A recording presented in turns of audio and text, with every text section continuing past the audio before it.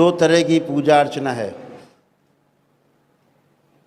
कहते हैं ना कभी नहाए धोए नहीं तो कैसे करें।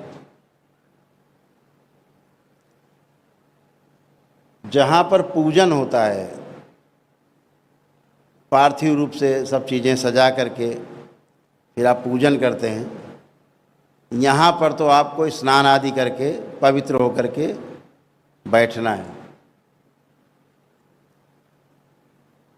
आवश्यक है।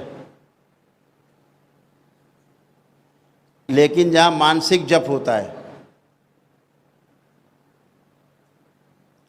वहाँ इसका कोई दोष है ना, तो वहाँ ये नहीं देखना है कि अभी दैनिक क्रिया से नहीं निवृत्त हुए, कि हमने अभी नहाया धोया नहीं है, ये सब चीज़ें छूट है, इसको ध्यान में रखना है, शास्त्रोक्त है। तो ये छोटी छोटी चीज़ें अपने जीवन में आप जोड़ के चलेंगे। दरबार आपका है ही, आपके दरबार में सब कुछ उपलब्ध है, बाबा माँ है तो सब कुछ है।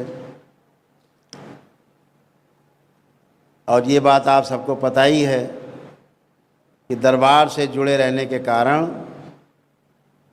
इस सृष्टि का कोई भी आसुरी शक्ति आपको छू भी नहीं सकती।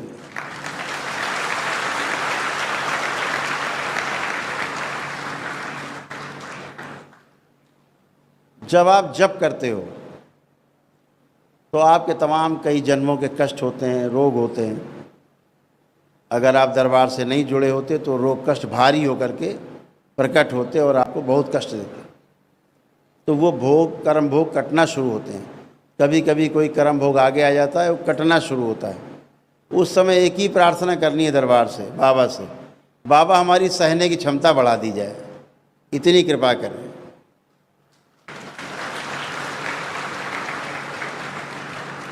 और आपकी सहने की क्षमता बढ़ जाएगी और कष्ट निकल जाएगा, धुल के बाहर हो जाएगा।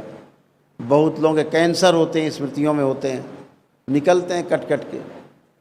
तो उससे डरना नहीं है। आपको लगे अरे हमें कष्ट हो रहा है, कष्ट नहीं हो रहा है। अगर किसी ने किसी को कोई छुरा मार दिया है तो कष्ट होता है, और छुरा जब निकालो तो भी कष्ट होता है। तो जब कर्म भोग कटते हैं थोड़े से कष्ट निकलते हैं आपके शरीर से, परिवार के निकलते हैं, आपके द्वारा निकलना कभी कभी शुरू होते हैं। जब आपका भाव जुड़ा होता है किसी परिवार के व्यक्ति से, की स्मृतियाँ आपके द्वारा निकलना शुरू होती हैं तो आपको कष्ट होते हैं। तो स्वाभाविक प्रक्रिया है ये। जब आपका दशांश का पुण्य इकट्ठा हो जाता है तो स्वतः ही तमाम चीज़ें गायब हो जाती हैं। तो इसको ध्यान रखेंगे, इससे डरना नहीं है, भयभीत नहीं होना है। ये समझ लेना है हमारा कोई कर्म भोग कट रहा है इससे। क्यों? कर्म भोग बस है। आज आप जिनके शिष्य हुए हैं, बाबा ने स्वीकार किया आप सबको, आप